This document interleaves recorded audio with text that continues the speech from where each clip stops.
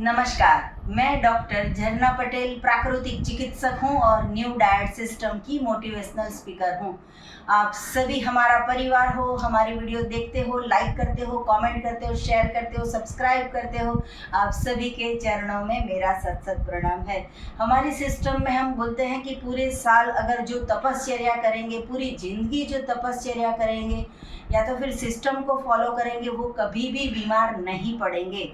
वैसे ही तपश्चर्या सिर्फ एनडीएस में मतलब न्यू डाइट सिस्टम में होती है ऐसा ही नहीं है, लेकिन क्रिश्चियन समाज में बोलेंगे या मुस्लिम समाज में बोलेंगे या फिर जैन धर्म में बोलेंगे, कोई भी धर्म की बात कर लो तो सभी धर्मों में सबसे ज़्यादा जो महत्व दिया है हेल्थ को, उसमें फास्टिंग का बहुत ही ज़्यादा महत्व है। तो वैसे ही आज हम फास्टिंग की बात करने जा रहे हैं। ऐसे तपस्वी को आज हम आपसे मिलाना चाहेंगे जो हमारे मधुरम में ही रहते हैं, हमारे नारायणपुरा में ही रहते हैं, हमारे अहमदाबाद के ही हैं और ऐसे साधक है जिन्होंने 13 महीना और 13 दिन का आज उपवास पूरा किया है। ऐसे तपस्वी से आज हम आपको मिला रहे हैं। तो फाल्गुनी बहन, आपका बहुत बहुत स्वागत है। कैसे हो आप? मैं मजे में हूँ, धन्यवाद जी। कब से आप व्रत कर रहे हो और आप कौन सी चीज़ का व्रत कर रहे हो? हमारे जैन में उसको वर्षी तप बोलते हैं जी। और ये 13 महीना और 13 दिन का तप होता है। हाँ जी। उसमें जिस साल अधिक महीना होता है उस टाइम 14 महीना होते हैं। ओके, तो आप 14 महीने से ये तप कर रहे हो। हाँ। तो ये तप में आपने क्या क्या किया और कैसे फॉलो किया वो बताइए, क्योंकि जैन धर्म का क्या रूल्स होता है वो कुछ हमें भी पता नहीं होता है, लोगों को भी कुछ पता नहीं होगा। हमारे जैन में तो पहले बेसिक वो होता है कि बाहर का कुछ नहीं खा सकते। ओके। अभक्ष्य मतलब चीज, बटर, कंदमूल वो सब नहीं खा सकते। ब्रेड, पाव वो भी नहीं खा सकते। हाँ जी। ये तप में मैं एक दिन पूरा उपवास रखती हूँ। उपवास के दिन सुबह में 11 बजे से शाम को 6 बजे तक उबला हुआ, जिसमें बहुत उबाल आया हुआ हो, वो पानी बाहर ही ठार के पी सकते हैं, फ्रिज में नहीं रख सकते। मतलब फ्रिज का भी कुछ नहीं खा सकते हैं। ओके। फिर दूसरे दिन बैठना होता है। उस दिन 2 टाइम खाने का होता है जी, सुबह में और शाम को। लेकिन उस टाइम में भी सुबह में 9 बजे से शाम को 6 बजे तक ही खाने का होता है जी, और पानी भी तब तक ही पीने का होता है जी। फिर बाद में पानी भी नहीं पी सकते हैं। हाँ जी। और खाने के टाइम भी ऐसा रहता है कि 2 टाइम ऐसे ही घूम घूम के नहीं खा सकते हैं। एक बार बैठते हैं तो फिर जिस जगह बैठते हैं वहीं बैठे हुए खाने का, और आगे हमारे खाने के आसन के आगे पाटला रखते हैं जी। वो भूल से भी खिसक जाए तो फिर खाना नहीं खा सकते। अच्छा। और खाते वक्त ही दवा ले सकते, खाते वक्त ही ब्रश कर सकते, जो भी कुछ खाना हो उस टाइम जी। फिर उपवास के दिन के जूस पियो, दूध पियो के कुछ पियो तो वो नहीं, नींबू शरबत जैसा भी नहीं पी सकते हम जी। सिर्फ उबला हुआ पानी और 2 टाइम खाने का जी। बस ऐसे ही हमारे फास्टिंग होते हैं।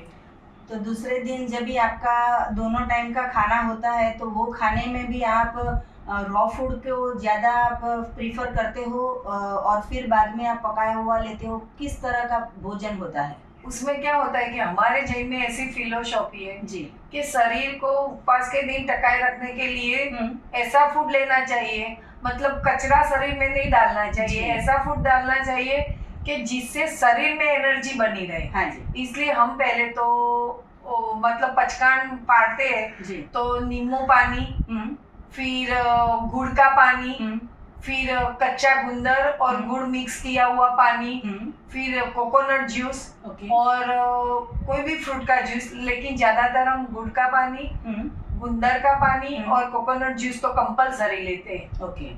फिर थोड़ा बहुत पकाया हुआ भी खाते हैं लेकिन फ्रूट वगैरह को हम ज्यादातर महत्व देते हैं जी। सूखा कोकोनट हो तो भी वो अच्छा रहता है। हाँ जी। और फिर शाम को भी वैसे ही खाना होता है? शाम को भी वैसे। शाम को मैं ज्यादातर दाड़म जूस लेती हूँ। अभी गर्मियाँ चल हो गई है तो मैं संतरे का और वाटरमेलन जूस लेती हूँ।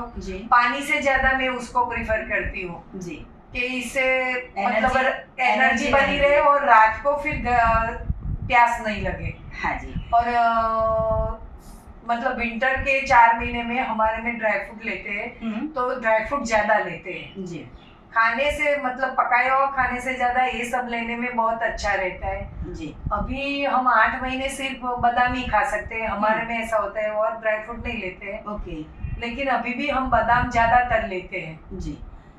तो मतलब कि इन्होंने जो तपश्चर्या किया है उसमें कंक्लूजन ये है कि 200 दिन तक इन्होंने पूरा का पूरा बिना कुछ भी खाए, फल भी नहीं, जूस भी नहीं, सिर्फ पानी पे रहे हैं 200 दिन, और बाकी के 200 दिन जो है वो एक ऑल्टरनेट डे के हिसाब से दोनों टाइम पकाया हुआ भोजन लिया है। लेकिन पकाया हुआ भोजन में भी सबसे पहले जूस लेते हैं, कोकोनट का जूस या फिर दाड़म का जूस या फिर वाटरमेलन का जूस।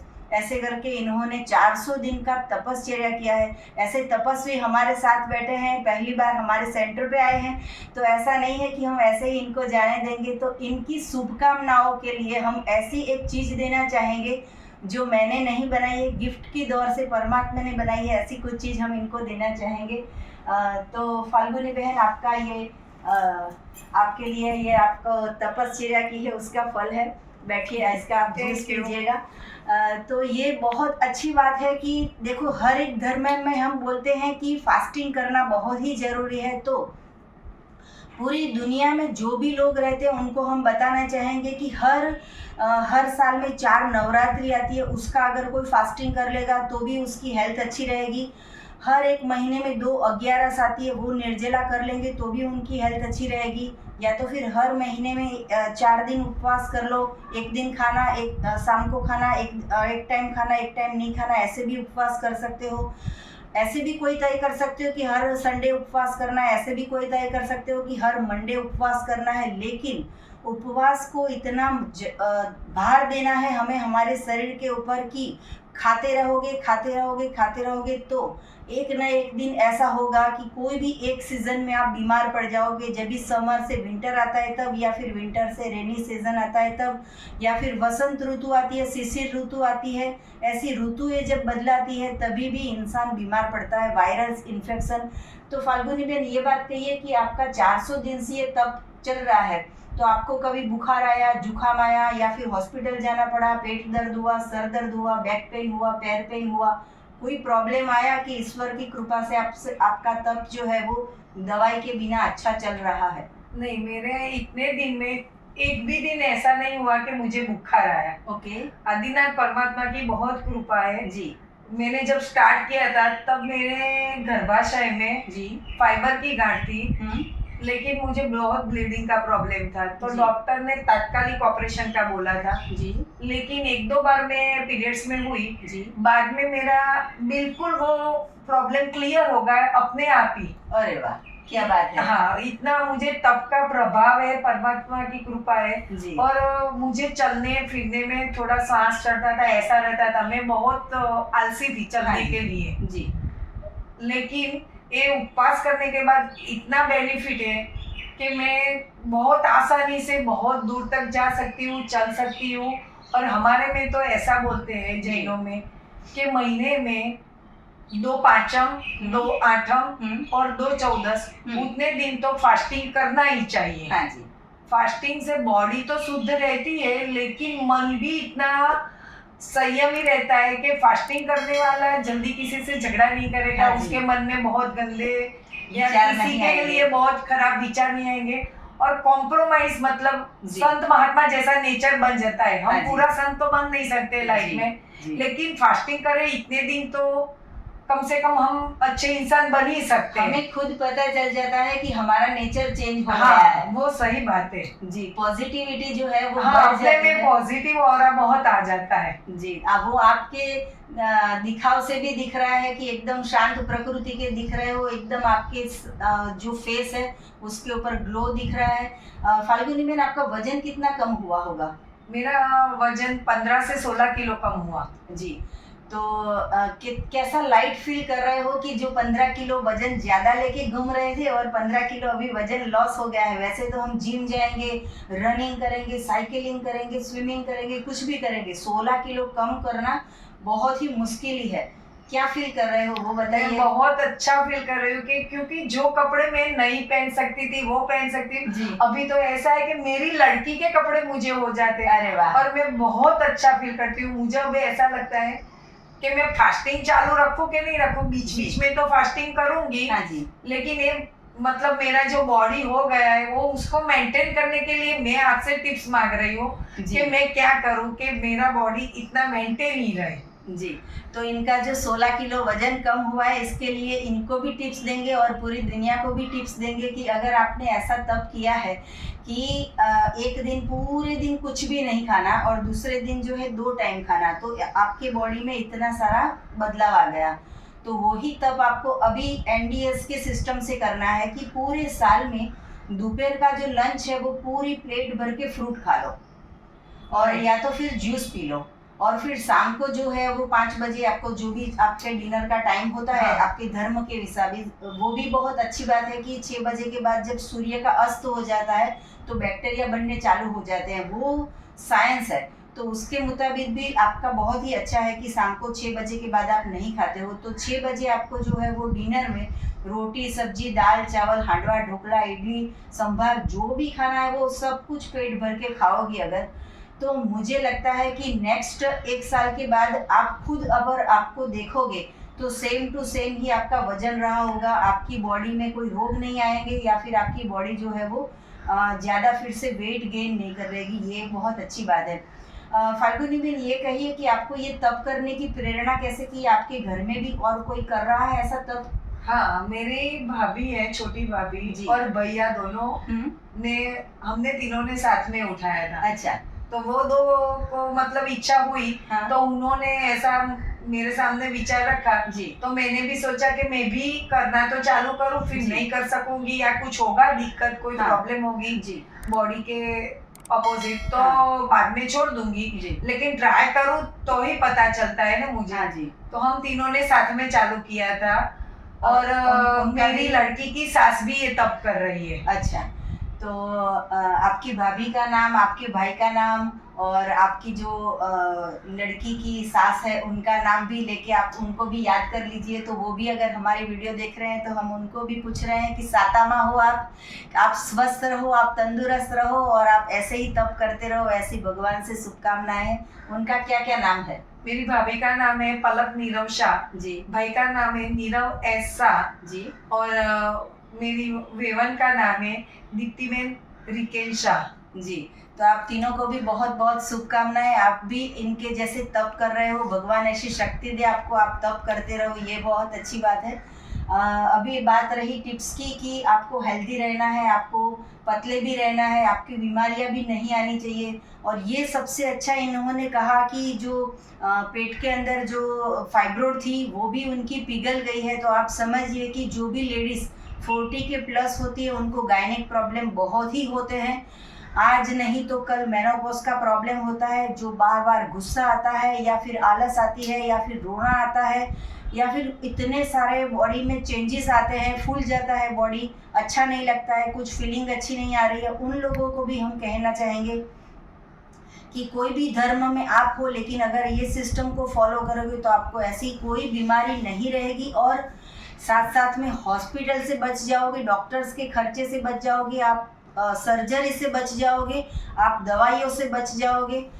कैसा लगता है आपको दवाइयाँ खा के स्वस्थ होना या फिर ऐसे फास्टिंग करके स्वस्थ होना? नहीं, ऐसे फास्टिंग करके स्वस्थ होना बहुत अच्छा लगता है क्योंकि इसमें 2 तरफ के फायदे हैं जी।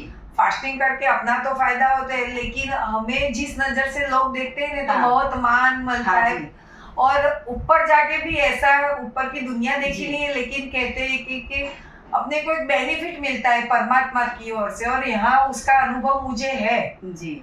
दूसरा, इस फास्टिंग से वो प्रॉब्लम भी नहीं आती है। लोग बोलते हैं कि फास्टिंग करने से हमारे में उबला हुआ पानी बोलते हैं ना, बाल झड़ते हैं, ऐसा होता है जी। लेकिन इतने महीने में मुझे ये प्रॉब्लम नहीं हुआ है।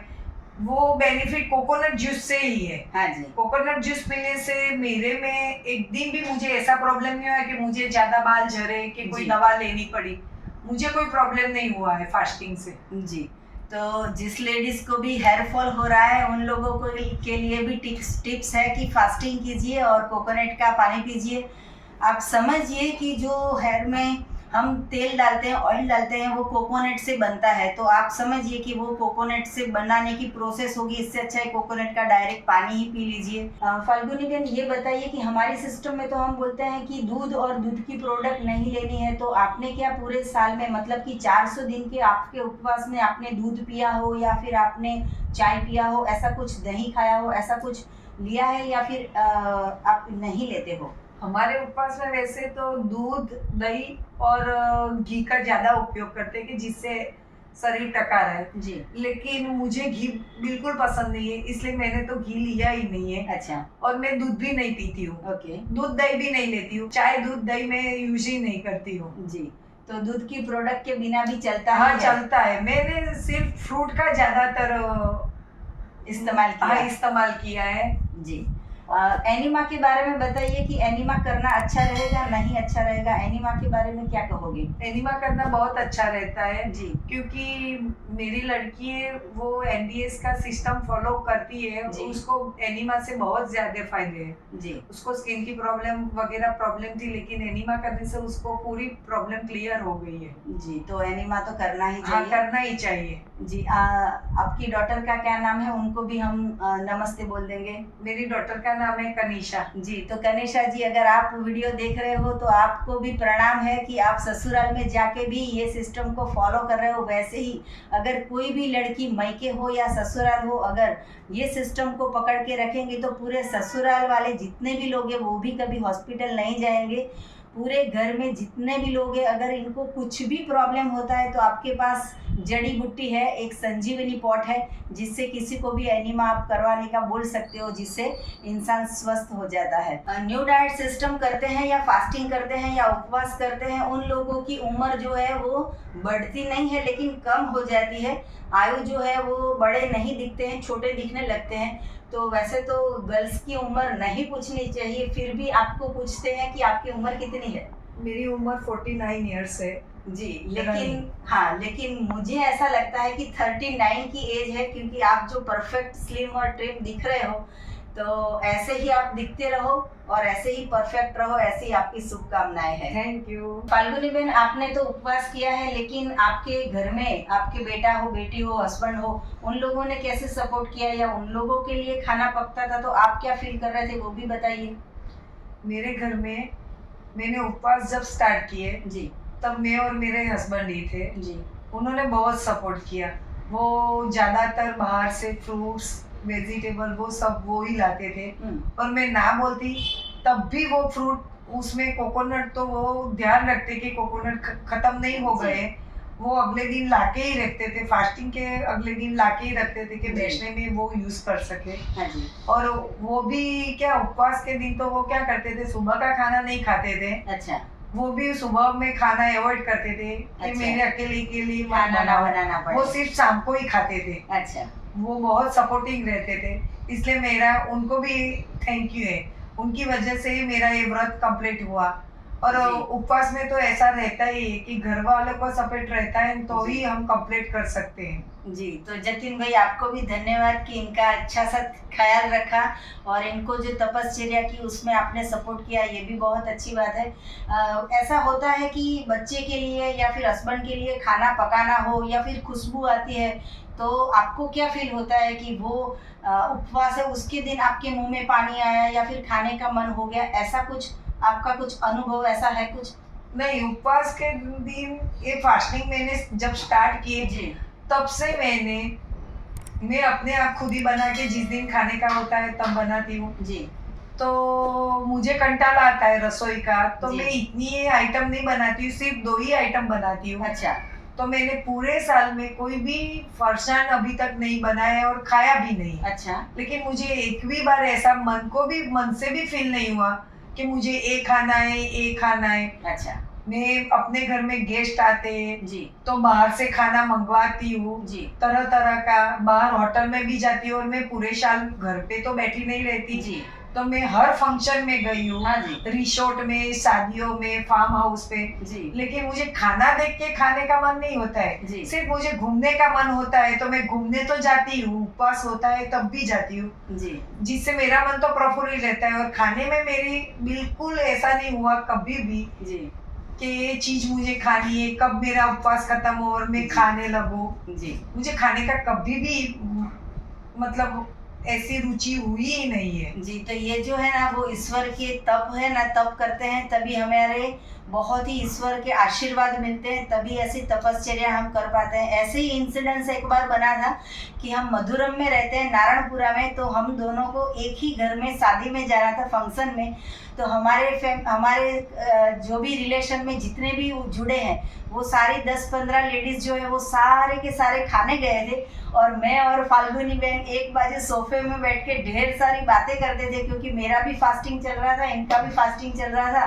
तो इन्होंने भी डिश नहीं ली, मैंने भी डिश नहीं ली, बाकी सब ने खाया और हमने खाली वहाँ पे जाके एंजॉय किया। तो ये भी एक तपश्चर्या का फल मिलता है कि किसी चीज़ को अवॉइड करने से थोड़ी सी दृढ़ शक्ति होती है और हमारे जो विचार है वो भी मजबूत होते हैं कि नहीं खाना है। और उस फंक्शन में फास्टिंग का यह बेनिफिट हम दोनों को रहा जी कि हमने ग्रुप फोटो निकाली थी। हाँ।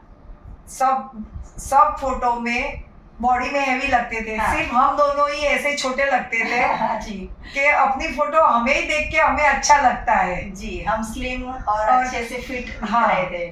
फाल्गुनी बहन, आपका ये उपवास वर्षीय तब तो पूरा हो रहा है, तो थोड़ा ये भी बता दीजिए कि आपका पारणा जो है वो कैसे करेंगे?